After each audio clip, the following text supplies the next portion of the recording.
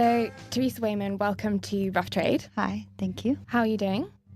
I'm good. I have a Guinness and I'm feeling good. Always good to have a Guinness. Mm-hmm. Congratulations on the release of your brand new album, Love Laws, your debut album. It's super beautiful and Thank you. And thought-provoking. I wanted to kind of touch on just initially sort of the creative process of writing this record. I understand it's probably been very much a labour of love, and you've been allowed or sort of given yourself time, like a lot of time to kind of create it. Yeah. But I wondered how it was creating that album alongside obviously your commitments to Warpaint, and whether there were difficulties or whether that almost helped you in a way. Well, I think just learning how to record myself and figuring out how to make songs sound the way I want them to, you know, has been beneficial for Warpaint. And, you know, because it's made me a better musician. It was difficult, definitely difficult, having to put it down sometimes and go off and do a tour or work on a Warpaint album. Do you think that you had to, like, going through the process of like being in Warpaint and doing those tours and those albums helped you achieve this record? Because I think, did you conceive the idea or the passion for wanting to do it at a really early age? So it's been almost like years in the making. Definitely. I mean, I wanted to make an album like this since I was like 19 years old.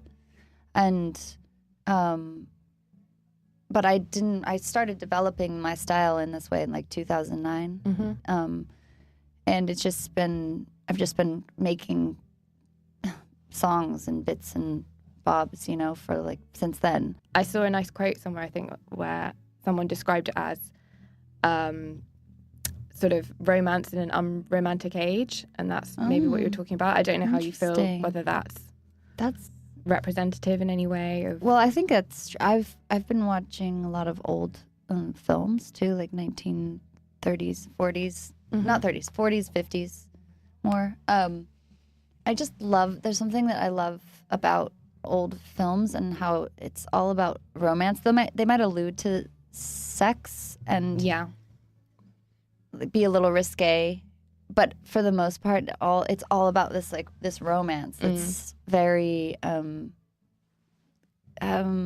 reserved in a sense and clean. Yeah, you know. Yeah, and I feel like that kind of resonates with the way this album is. I think there's certain songs that are a little sexy, but there's a lot of subtleties in. But there is this sort of like just sweet, nice, you know, like romance, as I guess only thing I can say. Sorry, it just was like I don't know. Would you say there's like a favorite song on the album that particularly means maybe a lot to you, that was maybe one of the first ones that you wrote or has any particular meaning? I think The Dream has been with me since pretty much the beginning and been through a few different incarnations and was, so it started off as the first song one of the first songs that I made, and then also ended up being the last vocal that I made because I ended up changing the vocal.